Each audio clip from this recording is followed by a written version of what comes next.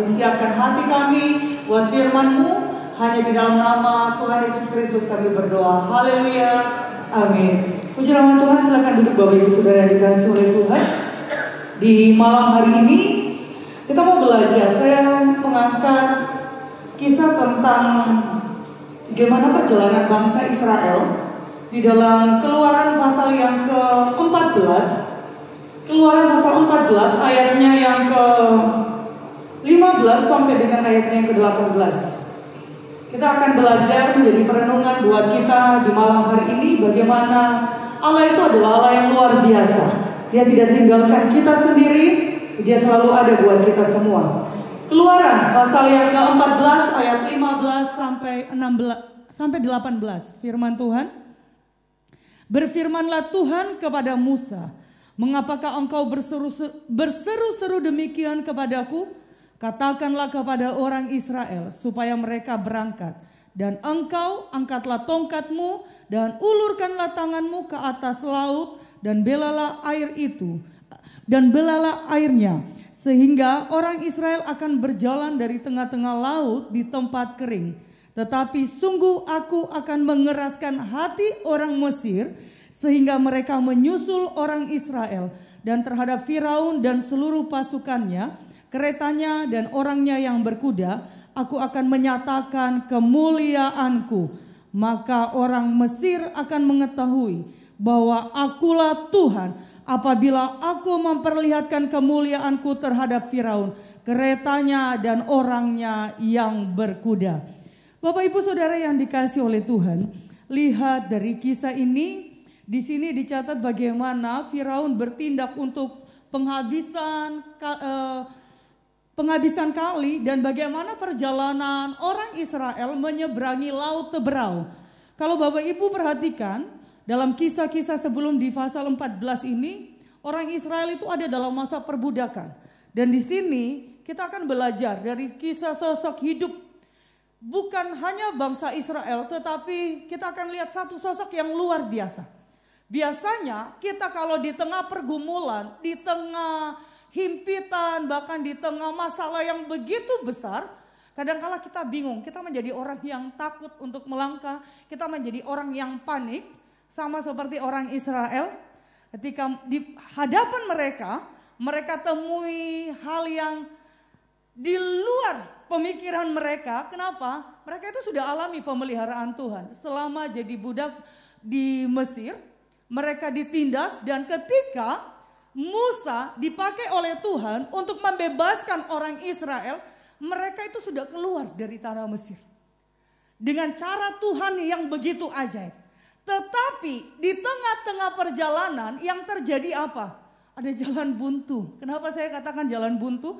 Kalau Bapak Ibu perhatikan dari pasal yang 14 ayat pertama sampai dengan ayatnya yang ke-14, di sana menceritakan ketika mereka sudah keluar dari Mesir, orang-orang Israel sudah keluar dari Mesir. Ternyata perjalanan mereka sebelum akhirnya berkeliling-keliling selama 40 tahun, perjalanan mereka itu di hadapan mereka diperhadapkan dengan laut Teberau. Ada jalan lain? Tidak ada. Di depan mereka laut Teberau. Di belakang mereka ada tentara Mesir, dan tentaranya bukan tentara ecek-ecek. Ayat 9 berkata bahwa adapun orang Mesir, segala kuda dan kereta Firaun, orang-orang berkuda dan pasukannya mengejar mereka dan mencapai mereka pada waktu mereka berkemah di tepi laut dekat Pihahirot di depan Baal Zephon. Luar biasa, bahkan bukan hanya di belakang mereka itu ada pasukan dari Firaun, yang namanya pasukan, dan pasukan-pasukan yang dikirim ini bukan pasukan yang ecek-ecek, pastinya pasukan yang siap untuk membawa kembali orang Israel kembali ke Mesir. Dan di kiri kanan mereka itu ada gunung-gunung. Di mana pertolongan? Tidak mungkin. Di tengah-tengah kepanikan, begitu juga dengan perjalanan hidup kita. Di saat kita jalani hidup ini, mungkin ada banyak hal yang kita lalui. Kita ngerasa, mungkin kita berkata, wah, saya ini kan sudah memulai semua bersama dengan Tuhan.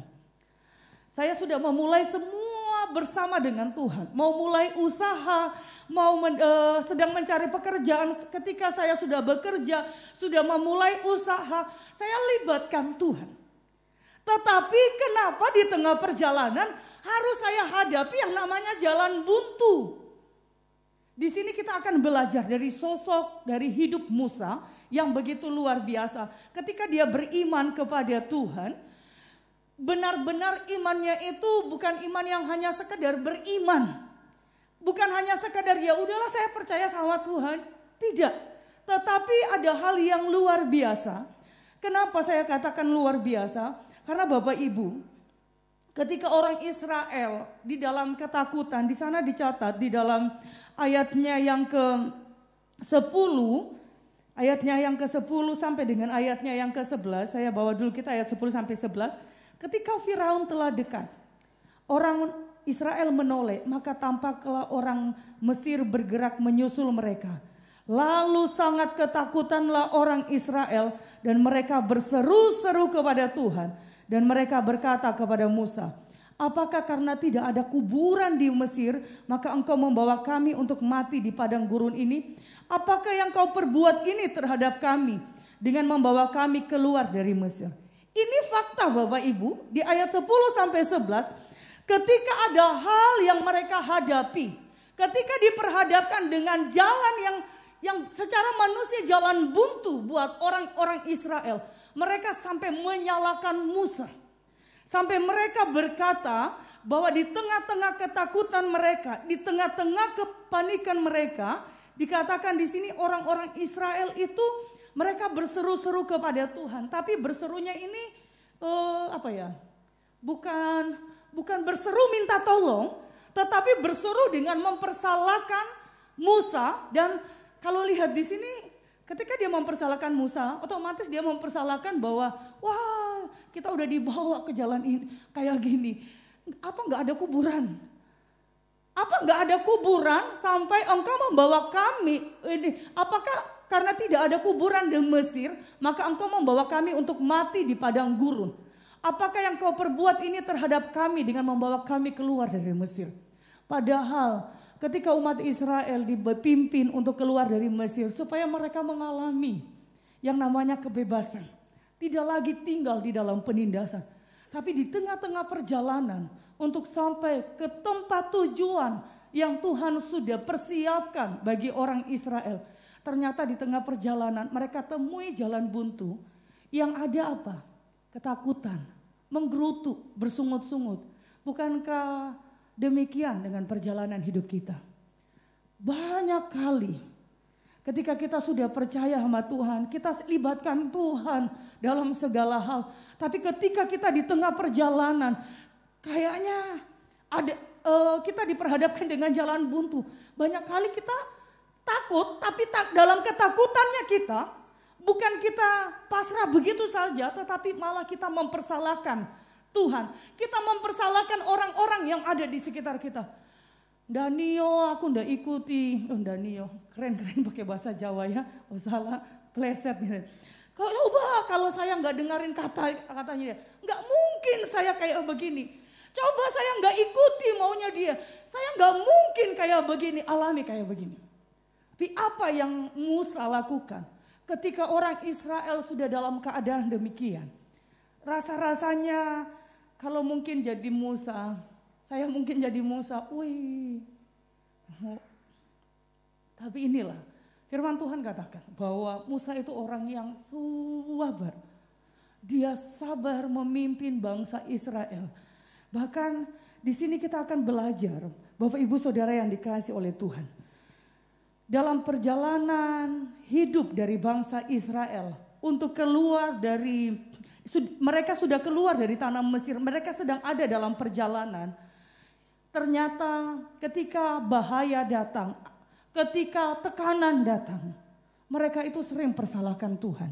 Persalahkan keadaan, persalahkan orang-orang yang ada di sekitar. Kan persalahkan, tidak lagi persalahkan manusia, tidak lagi persalahkan hanya sebatas persalahkan Musa, tetapi mereka mempersalahkan Tuhan. Jangan sampai kehidupan kita demikian. Karena ketika kita mempersalahkan Tuhan berarti kita tidak ingat kebaikan Tuhan yang lalu-lalu. Berarti kita tidak ingat akan kebaikan Tuhan yang begitu banyak, yang begitu melimpah yang sudah kita alami. Dan di malam hari ini kita mau belajar Bapak Ibu Saudara, bagaimana ketika hal-hal yang terjadi tidak sesuai dengan kerinduan kita. Kadang-kala seringkali kita cepat menyimpulkan bahwa Tuhan itu tidak buka jalan buat kita. Kadang kita berkata bahwa kita sudah berdoa. Tetapi Bapak Ibu Saudara, di dalam doa kita seperti begini.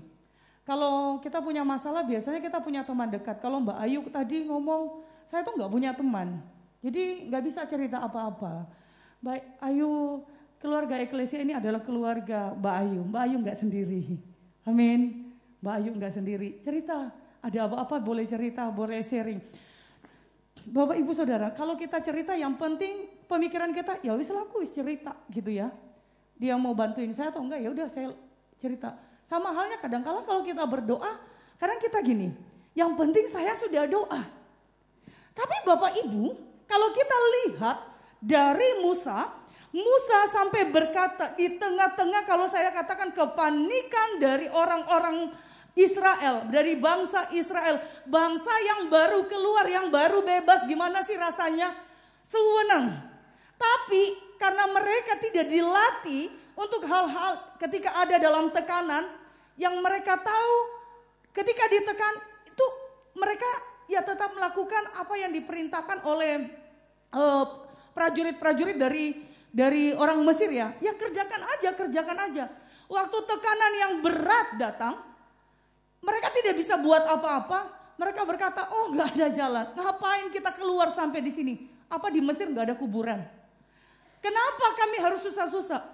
Bapak Ibu, kalau Bapak Ibu juga perhatikan, di ayatnya yang lain pun berkata, sampai saking mengeluhnya mereka, orang Israel ini suka bersungut-sungut ya. Sampai mereka kalau orang yang sering bersungut-sungut, kehidupannya itu sering ada kebohongan. Sampai mereka berkata, ada di salah satu ayat dikatakan bahwa mereka itu makan makanan yang terbaik, bahkan bawang, apa segala yang baik mereka makan, padahal enggak. Namanya budak, diperbudak loh. Mana ada menikmati fasilitas dari orang Mesir, tidak ada. Hidup mereka ada dalam tekanan. Akhirnya apa yang terjadi? Di ayat 13-14 berkata, tetapi berkatalah Musa kepada bangsa itu, janganlah takut, berdirilah tetap dan lihatlah keselamatan dari Tuhan yang akan diberikannya hari ini kepadamu. Sebab orang Mesir yang kamu lihat hari ini tidak akan kamu lihat lagi untuk selama-lamanya. Tuhan akan berperang untuk kamu dan kamu akan diam saja.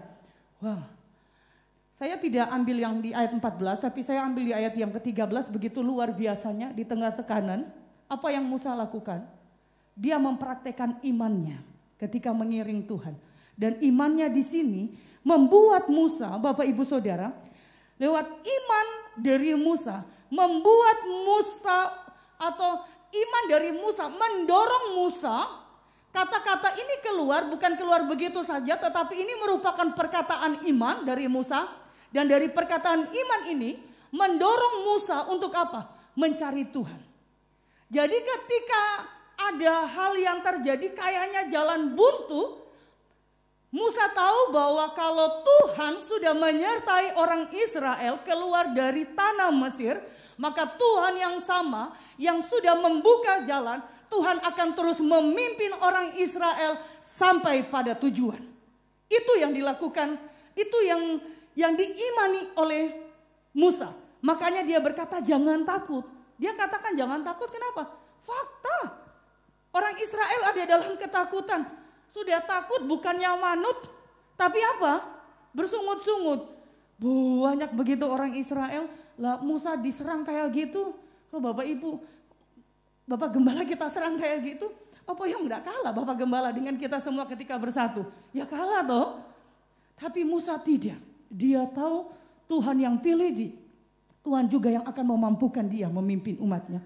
Bahkan dia tahu dalam perjalanan mengiring akan Tuhan bukan hal yang mudah. Ada banyak hal yang dihadapi.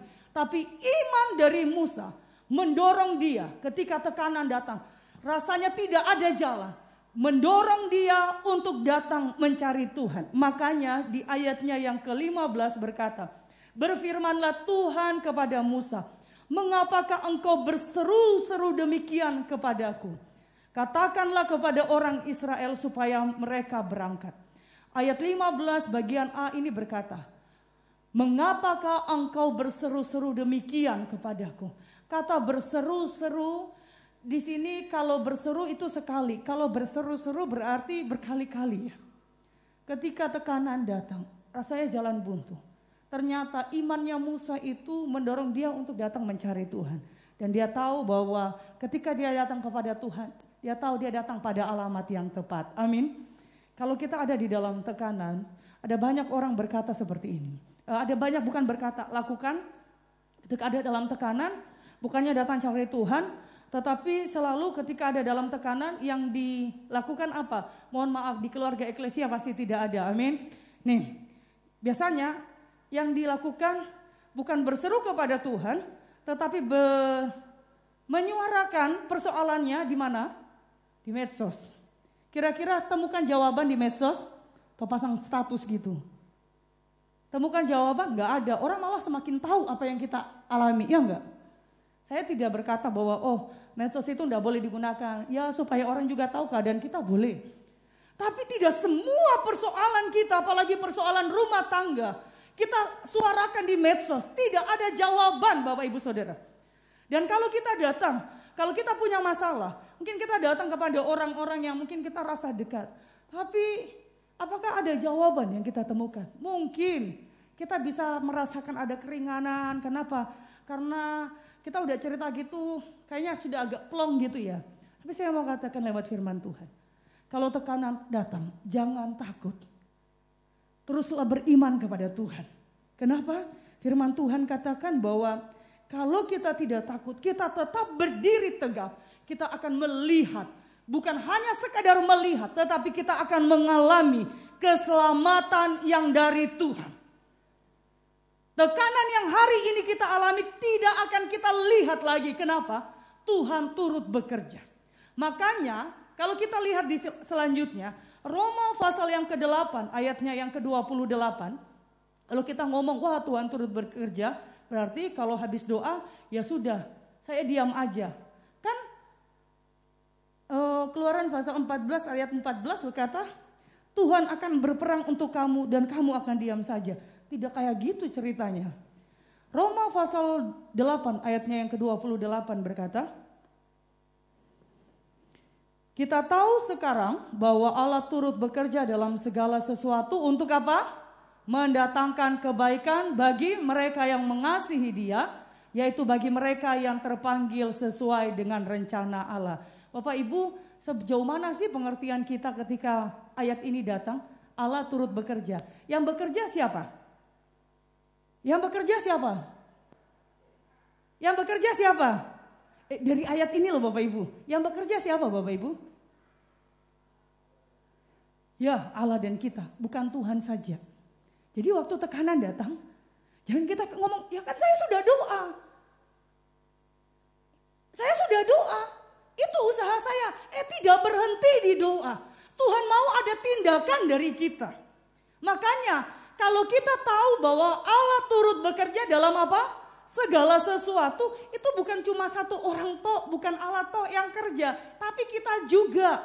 Dengan cara apa? Di langkah selanjutnya yang kita lihat dari kisah hidup Musa yang menjadi contoh buat kita, yaitu ketika dia memiliki iman bahwa dia akan melihat keselamatan dari Tuhan, bukan hanya Musa saja, tetapi bangsa Israel juga. Di sini imannya itu mendorong Musa untuk melakukan apa yang Tuhan mau. Tuhan kan sudah ngomong, mengapakah engkau bersuruh-suruh demikian kepadaku? Katakanlah kepada orang Israel supaya mereka berangkat. Ayat yang sebelumnya kita bacakan di ayat 9, orang Israel itu ketika sudah sampai di tepi laut Teberau, mereka itu sedang berkemah. Sudah berkemah di situ. Mereka ikut. Waktu di tengah tahu bahwa ada tentara Mesir datang, mereka sudah ketakutan yang luar biasa. Terus mau jalan tidak mungkin. Kalau mereka jalan harus menyeberangi apa? Laut Teberau tidak mungkin sekian banyak orang yang ikut. Ada harta benda mereka, ada ternak mereka. Kalau mereka menyeberang, yang kan mereka tidak tahu bahwa Tuhan akan membelah, Allah akan membelah Laut Teberau buat mereka. Di hadapan mereka itu, kalau mereka jalan ya mati. Kalau mereka mau berperang, apakah mereka adalah orang-orang yang siap untuk berperang? Tidak. Mental mereka mental budak. Terus kalau mereka ambil langkah untuk kembali, berarti mereka akan kembali menjadi budak. Di tengah-tengah hal yang demikian, Tuhan katakan, kita lihat dari iman dari Musa, imannya itu mendorong dia untuk melakukan apa yang Tuhan mau. Dan apa yang Tuhan mau dalam kehidupan orang Israel? Mereka disuruh berangkat. Mau berangkat kemana Bapak Ibu? Di depan itu Laut Teberau, kira-kira buat kita semua. Kalau diperhadapkan dengan demikian, kita mau berangkat kemana? Mau berangkat kemana Bapak Ibu Saudara? Mau jalan? Mau berjalan di atas air begitu? Mau berangkat? Orang ngomong, dan tenan nih hidup Musa ini. Mau berangkat kemana? Laut di depan. Mau berangkat kemana? Ke belakang. Mati. Mau lawan tentara orang Mesir. Mau ke kiri kanan. Mau sembunyi di gunung-gunung. Berapa lama? Tentaranya orang Mesir sudah kelihatan. Kalau sudah kelihatan begitu kan. Mau dari jauh pun mereka datang itu dengan berkuda. Begitu cepat. Tetapi iman dari Musa. Karena iman dari Musa itu mendorong dia. Apa yang Tuhan katakan dia lakukan. Dan apa yang terjadi Bapak Ibu? Akhirnya di ayat 16 berkata. Dan engkau angkatlah tongkatmu dan ulurkanlah tanganmu ke atas laut. Dan belalah airnya. Sehingga orang Israel akan berjalan dari tengah-tengah laut di tengah-tengah laut di tempat kering. Bapak Ibu, ketika iman yang kita punya iman itu akan mendorong kita untuk datang mencari Tuhan. Waktu kita datang mencari Tuhan, kita pasrahkan hidup kita sama Tuhan. Kita percaya bahwa ketika Tuhan memulai, Dia akan terus memimpin kita dari setiap perjalanan kita sampai pada tujuan. Dan iman yang dari Musa ini luar biasa. Ketika firman Tuhan datang, dia melakukan apa yang Tuhan katakan. Dan ketika dia lakukan, ternyata yang Tuhan minta dari Musa itu bukan hal-hal yang aneh. Tetapi apa yang ada dari Musa itu yang kembali dipakai Tuhan. Untuk apa? Dikatakan, angkatlah tongkatmu dan ulurkanlah tanganmu ke atas laut dan belalah airnya. Sehingga orang Israel akan berjalan dari tengah-tengah laut di tempat kering. Sebelum Tuhan katakan ini, Tuhan kan berkata, suruh supaya mereka berangkat. Kata berangkat di sini memiliki arti apa Bapak Ibu? Tadinya kan mereka berkemah. Angkat semua kemahnya, angkat rombak semua yang ada, yang menjadi patok-patok untuk mereka buat kemah. Kemahnya itu diangkat. Orang berkemah itu biasanya untuk apa sih? Kalau orang sudah pasang kemah dari perjalanan, untuk apa? Untuk beristirahat ya. Untuk cari apa? Nyaman. Tuhan mau setiap kenyamanan yang orang Israel sudah rasakan, mereka angkat semua. Jangan tinggal di zona nyaman. Sudah ada di zona nyaman. Jadi kalau orang sudah ada di zona nyaman, ketika tekanan datang kaget. Tapi yang Tuhan mau, angkat semua itu, berangkat. Berangkat dan pakai apa yang ada padamu. Dan Tuhan berkata, angkatlah tongkatmu, ulurkan tanganmu ke atas laut dan belalah airnya. Bapak Ibu, Musa sudah alami. Dengan tongkatnya, dia alami Tuhan itu luar biasa. Dia alami dan kali ini apa yang Tuhan katakan dia lakukan. Ketika Tuhan nyuruh Musa, angkat tongkatmu, ulurkan tanganmu ke atasnya. Ke atas laut, Musa lakukan. Kalau kita mungkin masih perhitungan ya. Kayak begini. Tapi itu Musa tidak. Imannya itu mendorong dia melakukan apa yang Tuhan mau. Bukan yang orang Israel mau, bukan yang dia mau, tetapi yang Tuhan mau. Dan apa yang Tuhan mau kadang-kala memang bertentangan dengan keinginan kita. Tetapi kalau kita melakukannya, maka kita akan melihat mujizat demi mujizat, pertolongan demi pertolongan kita alami dalam hidup ini. Untuk apa tekanan datang? Untuk apa setiap tekanan yang berat datang dalam hidup kita? Firman Tuhan jelas mencatat lewat perjalanan hidup Musa dan bangsa Israel. Saya bagikan singkat di malam hari ini. Katakan di ayatnya yang ke-17. Kenapa semua ini terjadi? Dikatakan ayat 17, tetapi sungguh aku akan mengeraskan hati orang Mesir sehingga mereka menyusul orang Israel dan terhadap Firaun dan seluruh pasukannya, keretanya dan orangnya yang berkuda. Aku akan apa? Menyatakan kemuliaanku. Ketika sesuatu hal terjadi dalam hidup kita, ingatlah Tuhan akan menyatakan kemuliaannya dalam hidup kita semua. Amin. Yang penting apa? Tetaplah beriman. Kalau kita beriman, kita datang berdoa. Datang cari Tuhan lewat doa. Dan doa itu bukan hanya 1-2 kali. Tapi dilakukan secara terus menerus. Terus kalau kita sudah doa, jangan berhenti. Ya sudah, saya sudah doa. Kan urusannya Tuhan. Nggak kayak gitu. Tuhan akan turut bekerja dalam hidup kita. Kalau kita pun juga ambil bagian. Tuhan itu turut. Namanya turut bekerja. Kayak saya gini. Saya panggilnya Kak Hesli ya. Kak Hesli turut bekerja dengan saya. Yang punya pekerjaan sebenarnya saya ya. Tapi Kak Hesli turut bekerja. Jadi sebenarnya tanggung jawabnya tuh ada di kita. Kita yang harus selesaikan. Orang lain datang, Kak Hesli datang turut bekerja sama saya gitu. Membantu saya. Ya akan menolong saya. Memampukan saya supaya saya menyelesaikan setiap apa yang saya kerjakan. Jadi jangan pernah berkata, wah Tuhan turut bekerja, ya sudah saya sudah doa. Dah kayak gitu. Doa itu akan mendorong kita untuk semakin dekat dengan Tuhan. Dan semakin menyadari bahwa kita itu perlu Tuhan. Kita itu perlu Tuhan. Dan lewat iman yang kita miliki, tetap terus lakukan apa yang Tuhan mau. Sekalipun rasanya tidak mungkin, tetapi bagi Tuhan tidak ada perkara yang mustahil. Bagi Tuhan itu pasti. Kalaupun tidak ada jalan yang terbuka, rasanya buat kita tidak ada jalan yang terbuka.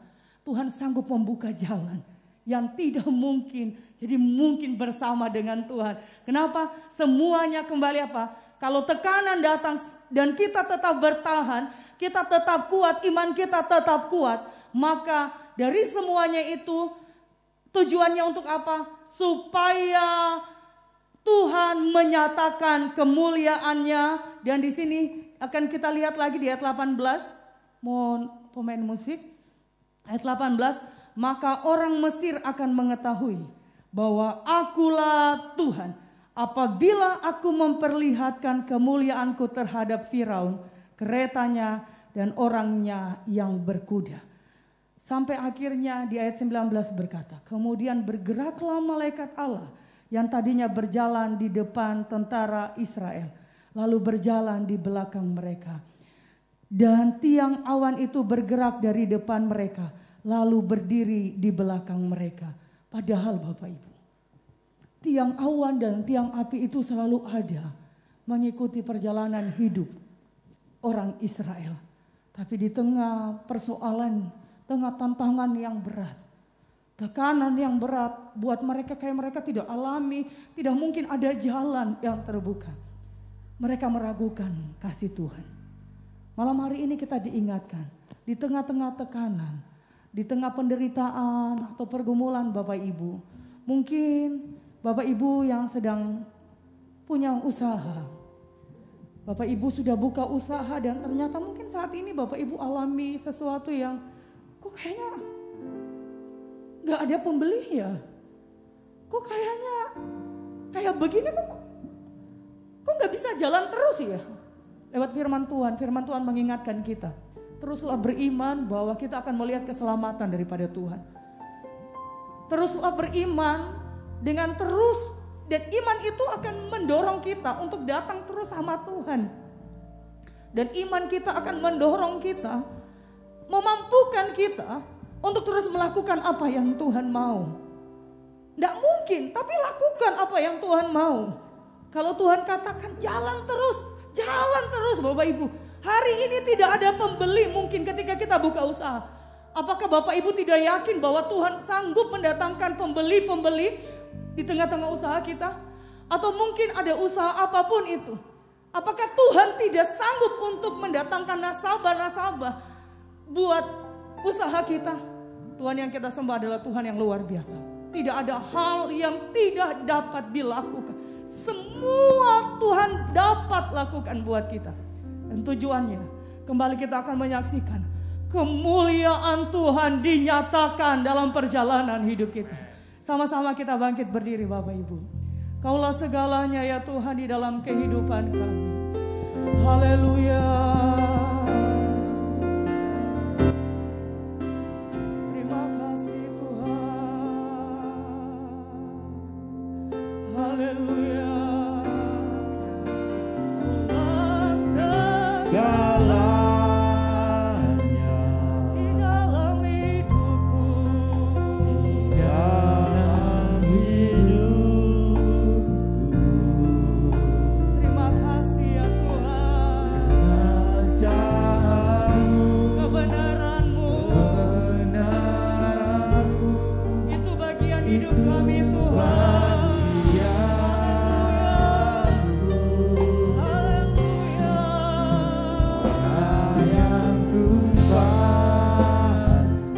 Kau yang selalu kami pandang dalam perjalanan hidup kami Tuhan. Haleluya Yesus. Mengasihi-Mu, memuliakan-Mu, Bapa dan Raja-Ku. Ada Bapa yang selalu mengasihi kita semua. Oh Bapa yang mengasihi, Dia tahu setiap keadaan kita. Dia tahu kekuatan kita sampai seberapa. Dia lebih tahu dan mengenal kita semua. Terima kasih ya Tuhan. Untukku dapat melihat Ada rencana Tuhan yang indah. tanah-Mu indah bagi Imani hal ini dan itu akan kita alami. Tuhan selalu ada dalam setiap jalan kita, sekalipun jalan buntu, Dia selalu ada dan siap membuka jalan. Terima kasih ya Tuhan. Kaulah segalanya ya Tuhan. Oh Yesus, di dalam hidupku. Terima kasih. Kerajaanmu, kebenaranmu ya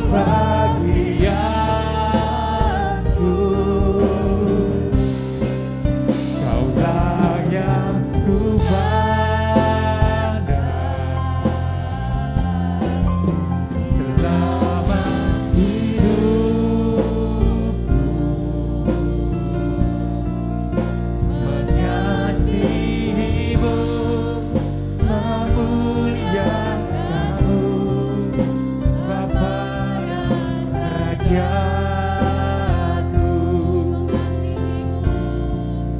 mengasihimu, memuliakanmu, Bapa dan Rajaku, mengasihimu, memuliakanmu,